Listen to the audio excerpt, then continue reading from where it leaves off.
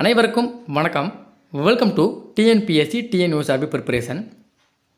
Video தொடர்ந்து போட முடியலை, அந்த தாமத்துக்கு வந்து முதல்ல மன்னிச்சுக்கோங்க. ஓகேவா? ஸோ இனிமேல் பார்த்தீங்கன்னா தொடர்ந்து கொஞ்சம் வீடியோக்கள் வரும். ஸோ வேலை கொஞ்சம் முடியாமல் இருக்குது. ஸோ முடிஞ்சதுக்கப்புறம் உங்களுக்கு நான் வந்து ரெகுலராக கொடுக்குறேன். ஓகேவா? ஸோ உங்கள்கிட்ட டெய்லி வீடியோ வந்துடும், ஏதாவது ஒரு வீடியோ கொடுத்துரும். ஓகேவா? ஸோ உங்களுக்கு ஆர்டிக்கலாக இருக்கட்டும், அல்லது பார்த்தீங்கன்னா ஜிடிக்கு தேவையான ஸ்ட்ராட்டஜிக்கு கரண்ட் அஃபேர்ஸ் இந்த மாதிரி உங்களுக்கு டெய்லி ஏதாவது ஒரு வீடியோ கொடுத்துருவேன். முன்ன மாதிரி தொடர்ந்து கொடுக்க முடியலனா கூட டெய்லி ஒரு வீடியோ கொடுத்துருவோம். ஓகேவா?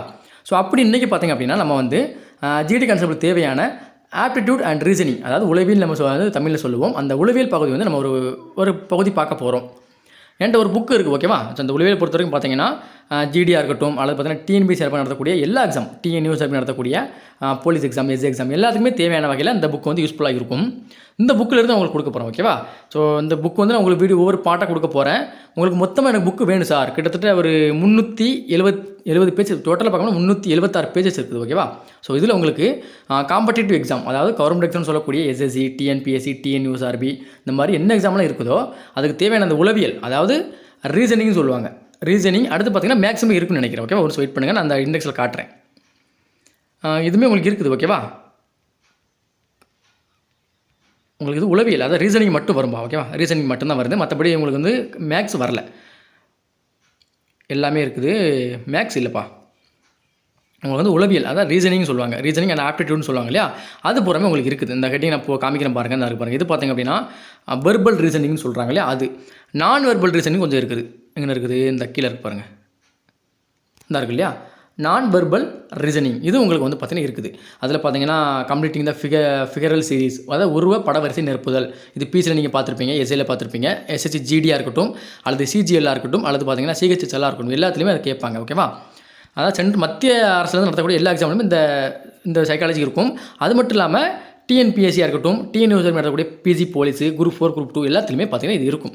இந்த புக்கிலேருந்து நான் உங்களுக்கு கொடுக்க போகிறேன், ஒவ்வொரு டாப்பிக்காக நான் கொடுக்க போகிறேன். ஓகேவா? ஸோ ஜிடி வரைக்கும் எவ்வளோ கொடுக்க முடியும் அவ்வளோ கொடுத்து முடிப்போம். ஸோ எனக்கு எந்த வீடியோ பார்க்க முடியாது சார், நான் வந்து வேலைக்கு போய்ட்டு படிக்கிறேன் அப்படிங்கிறவங்களுக்கு இந்த பிடிஎஃப் வந்து நான் கொடுக்குறேன். எப்படின்னு பார்த்தீங்க அப்படின்னா ஒரு அமௌண்ட் பே பண்ணி வாங்குற மாதிரி இருக்கும். நீங்கள் புக்கு ஃபுல்லாக பார்த்தீங்கன்னா 376 பேஜஸ் இருக்குதும். உங்களுக்கு கன்னட நான் நீங்கள் கேட்டிங்க அப்படின்னா இந்த இதோடைய சிண்டெக்ஸ், இண்டெக்ஸை வந்து நான் உங்களுக்கு போடுறேன். டெலிகிராம் சேனலில் வந்து பிடிஎஃப் போடுறேன். எல்லாமே இருக்கும், உங்களுக்கு எதுவுமே மிஸ் ஆகாது.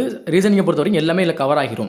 இதோட விலை அப்படிங்கிறது பார்க்கும்போது ரொம்ப குறைவான விலை தான், அதிகமான விலையெல்லாம் வாங்க மாட்டேன். ஸோ உங்களுக்கு பிடிஎஃப் தான் சென்ட் பண்ணுவேன். நீங்கள் வேணும்னா அதை பிரிண்ட் எடுத்து யூஸ் பண்ணிக்கலாம். இல்லை எனக்கு பிரிண்ட் எடுத்து தான் வேணும் அப்படின்னா அதுக்கு நீ அமௌண்ட் அதிகமாக பே பண்ணுற மாதிரி இருக்கும். அடுத்து பார்த்தீங்கன்னா கொரியர் சார்ஜஸும் உங்களுக்கு வரும். அதனால் நான் குறைந்த விலைக்கு உங்களுக்கு பிடிஎஃபாக கொடுக்குறேன். அதை நீங்கள் கடையில் போய்ட்டு பிரிண்ட் எடுத்தீங்கன்னா உங்களுக்கு ரொம்ப ஈஸியாக வரும். ஓகேவா? ஸோ இது ஜிடிக்கு மட்டும் இல்லை, எல்லா எக்ஸாமுக்கும் யூஸ்ஃபுல்லாக இருக்கும்பா. ஓகேவா? ஸோ அதனால் நீங்கள் வீடியோ பார்த்து படித்தாலும் ஓகே தான். இல்லை வீடியோ பார்க்க முடியாது அப்படிங்கிறவங்க அமௌண்ட் பே பண்ணி இந்த புக்கை நீங்கள் பிடிஎஃபாக வாங்கிடலாம் வாட்ஸ்அப்பில். ஓகேவா? ஸோ விலை நீங்கள் இந்த டிஸ்கிரிப்ஷன் நம்பர் கொடுக்குறேன், அதுக்கு கால் பண்ணி அல்லது வாட்ஸ்அப்பை பண்ணுங்கள். நான் உங்களுக்கு வந்து விலை எல்லாம் சொல்கிறேன், எப்படி வாங்கணும் அப்படிங்கிற மெத்தடி நான் சொல்லிடுறேன். ஓகேவா?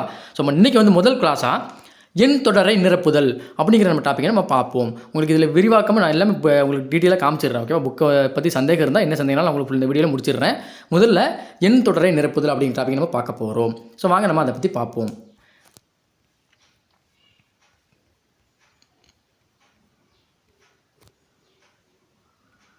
இருக்கு பாருங்க. ஓகேவா?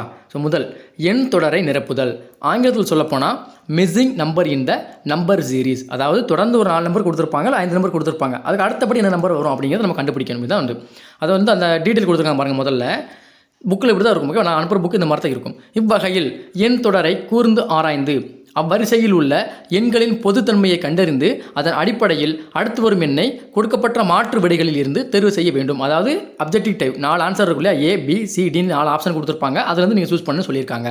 ஸோ வகையில் சொல்லியிருக்காங்க பாருங்கள், என்ன வகையில் சொல்லியிருக்காங்க? சிறப்பு எண்களின் எண் தொடர், இரட்டை தொடர், முத்தொடர், இடைவெளி காணும் வகையில் அமையும் எண் தொடர், கூட்டி எழுதும் வகையில் அமையும் எண் தொடர். அதில் 2 பிரிச்சிருக்காங்க. பிபனாசி சீரீஸ்னு சொல்லுவாங்க, பிபனாசிஸ் தொடர். அடுத்து பார்த்தீங்கன்னா 3 எண்களின் கூட்டல் தொடர். அடுத்து பார்த்தீங்கன்னா ஓகேவா, இந்த மாதிரி ஒரு 5 வகை இருக்குது. 5 வகையில் முதல் வகை வந்து பார்த்தீங்கன்னா சிறப்பு எண்களின் தொடர் அப்படின்னு சொல்லி நம்ம மேலே பார்த்தோம் இல்லையா? இதை நம்ம ஃபஸ்ட்டு இதில் பார்க்க போகிறோம். முதல் டைப்பு பாருங்கள், 5 டைப் இருக்குது. இந்த மாதிரி உங்களுக்கு எல்லா கணக்காக இருந்தாலும், ரீசனிங் என்ன கணக்காக இருந்தாலும் அதோடைய வகை என்ன, அந்த வகையிலிருந்து ஒரு சில உங்களுக்கு எடுத்துக்காட்டு கணக்குகள், அடுத்து பயிற்சி கணக்குகள் எல்லாமே இந்த புக்கில் இருக்கும். ஓகேவா? ஸோ அதில் முதல் இது என்னது? சிறப்பு எண்களின் தொடர். அந்த தொடரை பற்றி நம்ம இந்த வீடியோவில் டீட்டெயிலாக பார்க்கலாம். முதல் வீடியோவில். அடுத்த வீடியோவில் உங்களுக்கு வந்து பார்த்தீங்கன்னா ஒவ்வொரு இதாக நம்ம வந்து முடிச்சுட்டு போகும், அப்படி ஒவ்வொன்றா பண்ணுவோம். ஓகே, மேக்ஸிமம் ஒரு 10 நிமிஷம், ஒரு 15 நிமிஷம் மட்டும் வீடியோ கொடுக்குறேன். முதல்ல சிறப்பு எண்களின் தொடர் எப்படி கொடுத்துருக்காங்க பாருங்கள். ஒற்றை எண்களின் தொடர், அதில் ஒன்று வந்து பார்த்திங்கன்னா ஒற்றை எண்களின் தொடர் 1, 3, 5, 7, 9 இந்த மாதிரி ஒற்றைப்படை எண்களாக போயிட்டு இருக்கும் அப்படின்னு சொல்கிறாங்க. அது எடுத்துக்காட்டு கொடுத்துருக்காங்க பாருங்கள். 61, 63, 65, 67, 69. அடுத்து என்ன வரும்னு சொல்லிட்டு கொஸ்டின் மார்க் கொடுத்துருக்காங்க. ஸோ அப்போ இது பார்த்தீங்கன்னா சிம்பிள் மெத்தட். இது எல்லாருமே போட்டுருவாங்க. ஆனால் ஜிடி கான்செப்ட் இப்படி இருக்குமான்னு கேட்டிங்கன்னா இப்படி இருக்காது. ஓகேவா? கொஞ்சம் டஃப்பாக தான் இருக்கும். ரொம்ப ஈஸியாக கொடுக்க மாட்டாங்க. ஸோ இப்போ இது ஒரு வகைன்னு சொல்லி கொடுத்துருக்காங்களே தவிர இது வராது. ஓகேவா? நான் ஒரு மெத்தட் கொடுக்குறேன், அவ்வளோதான். ஓகேவா? அப்போ இதில் அடுத்து என்னப்போ வரும்? ஒத்தப்படை நம்பராக வந்திருக்கு, அப்படி தானே? ஸோ 61, 63, 65, 67, 69. அப்போ அடுத்து என்ன வரணும்? 70 வரணுமா, 71 வரணுமா? 71 வரணும். ஏன்னா 70 வந்து பார்த்தீங்கன்னா ரெட்டைப்படை எண். ஸோ அப்போ 71 தான் என்னது? ஒரு ஒற்றைப்படை எண். அதுதான் வர வேண்டும். ஸோ ஆப்ஷன் சி 71 என்பது என்னது? சரியான ஆன்சர். அதுக்கான விளக்கம் கீழே கொடுத்துருக்காங்க பாருங்கள். இந்த இருக்குது பாருங்கள். நான் ஒத்தப்படை என்ன சிம்பிளாக கொடுத்துட்டேன். அவங்க வந்து என்ன சொல்கிறாங்க? 2 கூடி இருக்குது, அதிகரிச்சிருக்குது அப்படின்னு சொல்லி கொடுத்துருக்குறாங்க. இது வந்து ஒற்றைப்படை எண் சார்ந்த வரக்கூடியது. அடுத்து பார்த்தீங்கன்னா ரெட்டை எண்களின் தொடர் 2, 4, 6, 8, 10ன்னு சொல்லி ரெட்டைப்படை எண்களாக போயிட்டுருக்கும். அதுக்கு எடுத்துக்காட்டு கொடுத்துருக்காங்க பாருங்கள். 84, 82, 80, 78, 76 இந்த மாதிரி கொடுத்துருக்காங்க. இது பார்த்திங்க அப்படின்னா குறைஞ்சிக்கிட்டு வருது. அப்படி தானப்பா? 2 குறைஞ்சிக்கிட்டு வருது. ஸோ அப்போது 84, 82, 80, 78, 76. அப்போ 2 குறைஞ்ச எவ்வளோ வரணும்? 74 வரணும். ஸோ ஆப்ஷன் பியில் இருக்கு இல்லையா? 74 என்பது என்னது? சரியான ஆன்சர். உங்களுக்கு விளக்கமும் கொடுத்துருக்காங்க, கீழே கொஸ்டின்னு கொடுத்துருக்குறாங்க. நீங்கள் வந்து ஈஸியாக இதை பார்த்து ப்ராக்டிஸ் பண்ணலாம். இதோட விலை ரொம்ப கம்மி தான். கான்டாக்ட் நம்பர் கீழே டிஸ்கிரிப்ஷனில் இருக்குது. கால் பண்ணி அல்லது வாட்ஸ்அப் பண்ணி உங்களுக்கு டீட்டெயில் சொல்கிறேன். அடுத்து பகா எண்களின் தொடர். முதல்ல பகு என்னன்னு தெரியணும், பகா என்னன்னு தெரியும். தெரிஞ்சால் மட்டும் இதுக்கு ஆன்சர் பண்ண முடியும். ஸோ பகு எண் அப்படின்னா ஒரு எண் பார்த்தீங்கன்னா 1ஆல் வகைப்படும், அதே எண்ணால் வகைப்படும். அதுக்கு அடுத்த ஒரு குறிப்பிட்ட நம்பர்கள் உண்டு, அதாலையும் வகைப்படும். அது வந்து பார்த்திங்கன்னா பகு எண். அதாவது 2 எண்களுக்கு மேல் வகுப்பட்டால் அது வந்து பகு எண். 2 எண்களால் மட்டுமே வகுப்படும், அதே எண்ணாலும் 1ஆல் மட்டும் வகுப்பட்டால் அது வந்து பகா எண். இப்போ நீங்கள் வந்து 11 எடுத்துக்கோங்க. 11 எதெல்லாம் வகுக்கும்? 1 வகுக்கும். அப்படி தான். 1 1 1, 11 1 11. ஸோ அப்போ 1 வகுக்கும். அடுத்து என்ன தான் வகுக்கும்? 11 மட்டும்தான் வகுக்கும். ஒரு 11 11, ஒரு 11 11. இந்த 11ம் அடுத்து பார்த்திங்க அப்படின்னா 1 வகுக்கிறதுனால ஒரு 2 நம்பர் தான் பார்த்தீங்கன்னா இந்த 11 வகுக்குது. ஸோ அப்போது 11ங்கிறது பார்த்தீங்கன்னா ஒரு பகா எண். இந்த மாதிரி நிறைய நம்பர் உண்டு. 1லிருந்து நீங்கள் 100 வரைக்கும் பகா எண்கள் எடுத்துனா 25 எண்கள் வரும்னு நினைக்கிறேன். ஓகேவா? ஸோ அதுக்கு ஒரு எடுத்துக்காட்டு கொடுத்துருக்காங்க, அதை நம்ம பார்ப்போம். 11, 13, 17, 19 கொடுத்துருக்குறாங்க. ஸோ அதுக்கு அடுத்து என்ன ஒரு பகா எண் வரணும்னு சொல்லி நம்ம கண்டுபிடிக்கணும். ஓகேவா? ஸோ 11 அப்படிங்கிறது ஒரு பகா எண், 13 அப்படிங்கிறது ஒரு பகா எண், 17 அப்படிங்கிறது ஒரு பகா எண், 19 அப்படிங்கிறது ஒரு பகா எண். ஸோ அடுத்து நீங்கள் 20 பாருங்கள். 20 என்னெல்லாம் வகுக்கும்? 2 வகுக்கும். அடுத்து பார்த்திங்க அப்படின்னா 5 வகுக்கும். அடுத்து பார்த்தீங்கன்னா முதல்ல 1 வகுக்கும். அப்படி தான் 1 வகுத்துரும். 1 வந்து எல்லாத்தையுமே வகுக்கும்பா. அதனால் 1 நீங்கள் கன்சிடர் பண்ண வேண்டாம். 1 என்பது பகு எண்ணும் அல்ல, பகா எண்ணும் அல்ல. அதை நீங்கள் முதல்ல அண்டர்ஸ்டாண்ட் பண்ணிக்கணும். ஓகேவா? ஸோ அப்போ 2 வகுக்கும், 5 வகுக்கும்.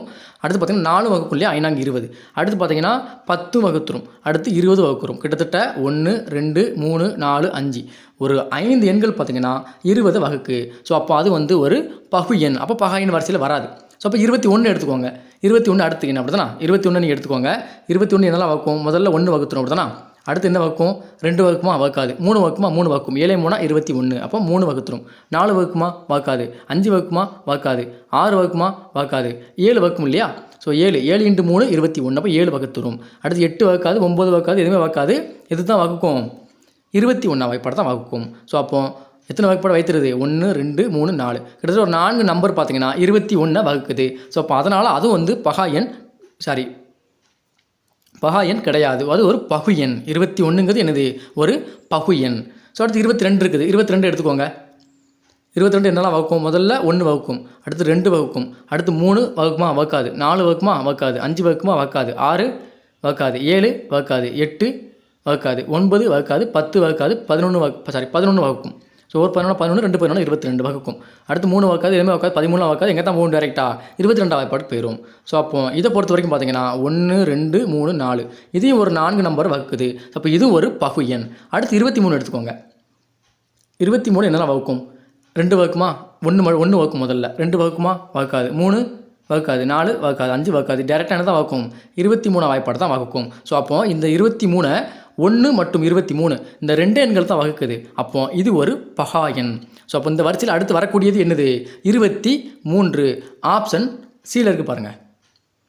23 என்பது என்னது? சரியான ஆன்சர். இந்த கீழே அவங்க விளக்கம் கொடுத்துருக்காங்க பாருங்கள். பகா எண்களின் தொடராக எழுதப்பட்டுள்ளது. 19 அடுத்த பகா எண் 23 ஆகும். இதுக்கு நீங்கள் பகா எண் தெரிஞ்சிருக்கணும். இதில் விளக்கம் கொடுத்துட்டாங்க. நீங்கள் வந்து 6ஆம் வகுப்பு கணித புக்கு எடுத்து பாருங்கள். அதில் பகா எண் வரிசை கொடுத்துருப்பாங்க. 1லேருந்து 100 வரைக்கும் பகா எண் கட்டாயம் தெரிஞ்சிருக்கணும். அது தெரிஞ்சால் மட்டும் தான் இந்த மாதிரி சம்பளம் ஈஸியாக போட முடியும். ஓகேவா? ஸோ அப்போ உங்களுக்கு விளக்கமும் இருக்குது, உங்களுக்கு என்ன கொடுத்துருக்காங்க அதுக்கான விடையும் கொடுத்துருக்காங்க, எடுத்துக்காட்டு கணக்கு இருக்கும், பின்னாடி பயிற்சி கணக்கு இருக்கும். ஓகேவா? அடுத்து இது பார்த்திங்கன்னா பகுயன், நம்ம ஆல்ரெடி பார்த்தாச்சு, பகையன் பார்த்தாச்சு. இது பார்த்திங்கன்னா பகுயன். பகுயன் என்ன இருக்கும்? 32, 33, 34, 35, 36 சொல்லி கொடுத்துருக்காங்க இல்லையா? ஸோ அப்போது அதுக்கடுத்து வரக்கூடிய பகையன் கண்டுபிடிக்கணும். 36க்கு அடுத்து என்ன நம்பரு? 37. 37 ஒரு பகுயன்னா முதல்ல பார்க்கணும். 37 1 வகுக்கும், அடுத்து பார்த்திங்கன்னா 37 மட்டும்தான் வகுக்கும், வேறு எந்த வாய்ப்பாடும் வகுக்காது. ஸோ அப்போ அது ஒரு பகாயன். அப்போ 38 என்னது?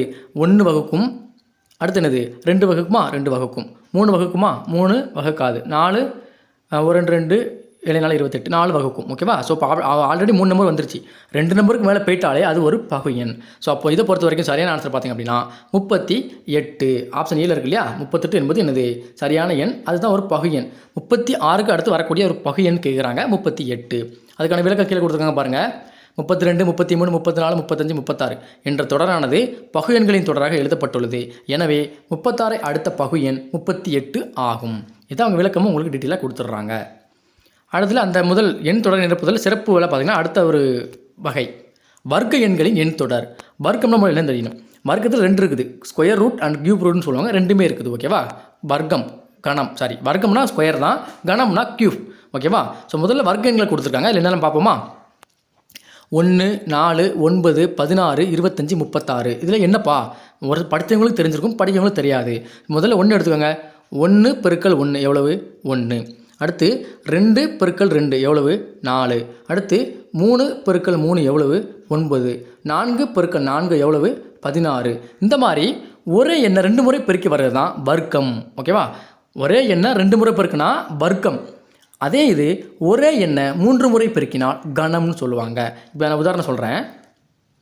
2 × 2 × 2 இதை நீங்கள் பெருக்குங்க. எப்படி பெருக்கணும் அப்படின்னா 2 6 பெருக்கி போடக்கூடாது. முதல்ல இந்த 2 கொண்டு இந்த 2 பெருக்கணும். எவ்வளவு? 2 4. அடுத்து இந்த 2 கொண்டு இந்த 2 பெருக்கணும். ஏற்கனவே எவ்வளோ வந்துருச்சு? 2 4 வந்துருச்சு. ஸோ 4 × 2 எவ்வளவு? 8. 8 அப்படிங்கிறத நீங்கள் ஆன்சராக போடணும். இந்த 3 இப்படி இருக்கிறதுனால 3 பெருக்கி 2 6 அப்படிங்கிறத நீங்கள் போட்டக்கூடாது. ஃபஸ்ட்டு இந்த 2 பெருக்கணும். 2 4 4 × 8 தான் 8. இதை தான் நீங்கள் போடணும். இது வந்து பார்த்தீங்கன்னா கணம்னு சொல்லுவாங்க. ஒரு எண்ணை 2 முறை பெருக்கினால் ஒரே எண்ணை முதல்ல புரிஞ்சுக்கணும். வேறு எண்கள் பெருக்கக்கூடாது. 2னா 2, 3னா 3. இந்த மாதிரி ஒரே எண்களை 2 முறை பெருக்கி போட்டால் அது வந்து வர்க்கம். ஒரே எண்களை 3 முறை பெருக்கி போட்டால் அது கனமூலம் சொல்லுவாங்க. ஸோ அப்போது எடுத்துக்கிற கணக்கு கொடுத்துருக்காங்க பாருங்கள், பார்ப்போமா? இந்த கணக்கு ஓகேவா? 4, 16, 36, 64 கொடுத்துருக்காங்க. 4 என்பது எதனுடைய வர்க்கம்? 2னுடைய வர்க்கம். அப்படி தான் 2 × 2 எவ்வளவு? 4. அடுத்து 16 பார்க்கணும். 16ங்கிறது எதனுடைய வர்க்கம்? 4னுடைய வர்க்கம். 4 × 4 எவ்வளவு? 16. அடுத்து எது? 36 கொடுத்துருக்காங்க. 36ங்கிறது எதனுடைய வர்க்கம்?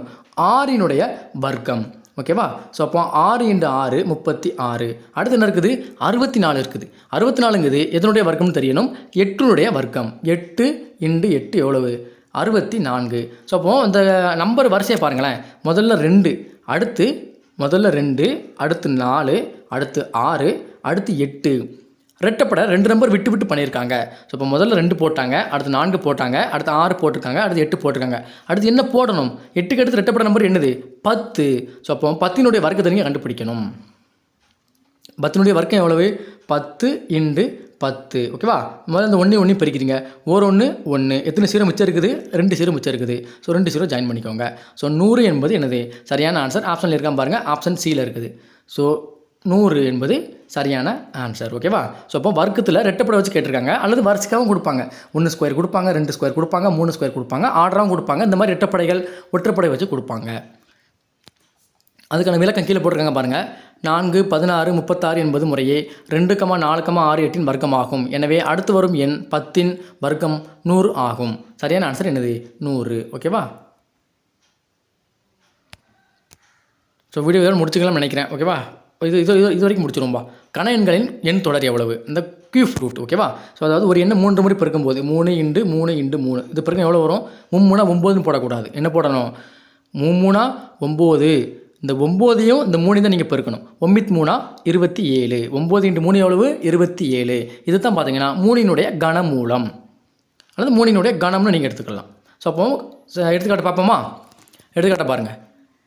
729, 512, 343 216 இதெல்லாம் பெரிய பெரிய நம்பர். இதுக்கெல்லாம் நீங்கள் வந்து பார்த்தீங்கன்னா கியூப் ரூட் படித்தா மட்டும்தான் உங்களால் ஆன்சர் பண்ண முடியும். மேக்ஸிமம் ஸ்கொயர் ரூட் பார்த்தீங்கன்னா 1லேருந்து ஒரு 100 வரைக்கும் ஸ்கொயர் ரூட் படிச்சுக்கோங்க.